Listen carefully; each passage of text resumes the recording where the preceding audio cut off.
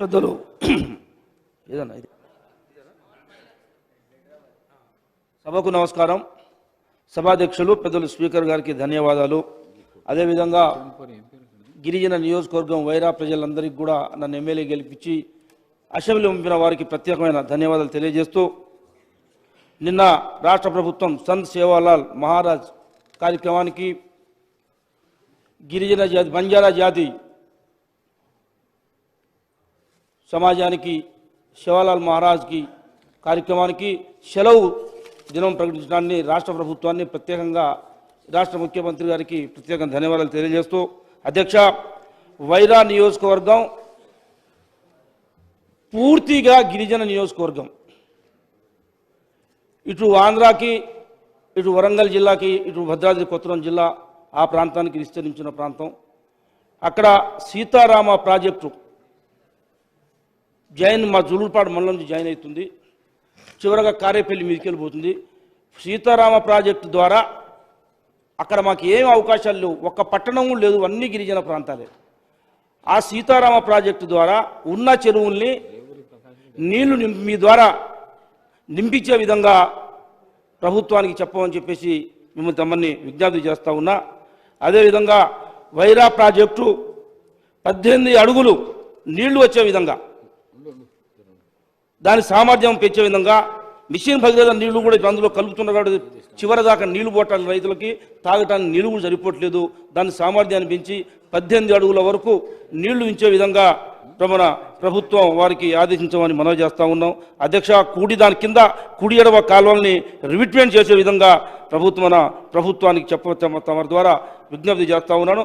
కొణిజర్ల మండలానికి, ఏనుకూరు మండలానికి ఒక కాలువ నాగార్జున సాగర్ కాలువ వస్తుంది అధ్యక్ష, అది పూర్తిగా కింద డైరెక్ట్గా ఆంధ్రాకి వెళ్ళిపోతుంది, మాకు ఉపయోగం లేకుండా ఉంది. మా 2 మండలాలకి లిఫ్ట్ ఇరిగేషన్ ద్వారా నీళ్లు ఇప్పించేటట్టుగా ప్రభుత్వానికి తమ ద్వారా విజ్ఞప్తి చేస్తూ ఉన్నా. అదేవిధంగా అధ్యక్ష, మన జూలూరుపాడు మండలంలో 18 సంవత్సరాలైంది అధ్యక్ష, 30 పడకల ఆసుపత్రి కట్టి స్టాఫ్ ఉన్నారు కానీ దాని ఇంతవరకు ఓపెన్ చేయలేదు. దయచేసి దాన్ని అప్గ్రేడ్ చేయించమని చెప్పి తమ ద్వారా మనవి చేస్తూ ఉన్నా.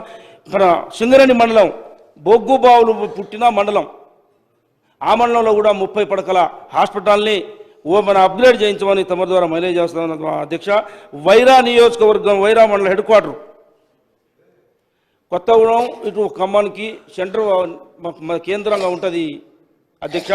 అక్కడ 100 పడకల హాస్పిటల్ని ఓపెన్ చేయించమని చెప్పేసి, మంజూరు చేయించమని చెప్పేసి తమ ద్వారా ప్రభుత్వాన్ని విజ్ఞప్తి చేస్తున్నా.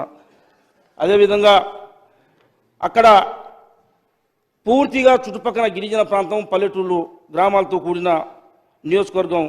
దానికి అధ్యక్ష, ఇంటర్నేషనల్ పాఠశాల, agriculture college, AG BSc, government degree college, ITI, nursing college, polytechnic college, తమ ద్వారా యూత్ అందరికీ కూడా స్కిల్ డెవలప్మెంట్ సెంటర్, ఇవన్నీ కూడా తమ ద్వారా మంజూరు చేయిస్తే అంత గ్రామీణ ప్రాంతం ప్రజలు, గిరిజనులు, హరిజనులు, బీసీ వర్గాలు, అక్కడ గతంలో ఐటీడీఏ ఉండే అధ్యక్ష, ఐటీడీఏ ఉండే, ఎస్సీ కార్పొరేషన్ ఉండే, వీరన్నిటి ద్వారానే ఆ ప్రభుత్వాల ద్వారానే ప్రజలకు అందుబాటులో ఉండేవి.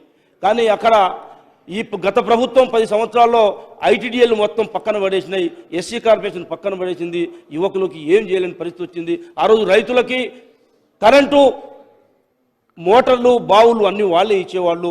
ఇప్పుడు తమ ద్వారా మరే చేసుకుంటున్నా, పోడు ఏదైతే ఆ రోజు కాంగ్రెస్ ప్రభుత్వం గిరిజన రైతులకి పోడు పట్టాలు ఇచ్చిందో వాళ్ళందరికీ కూడా ఐటీడీఏల ద్వారా బోర్లు వేయించి కరెంట్ ఇప్పియాలని చెప్పేసి తమ ద్వారా ప్రభుత్వానికి ప్రత్యేకమైన విజ్ఞప్తి చేస్తున్నా.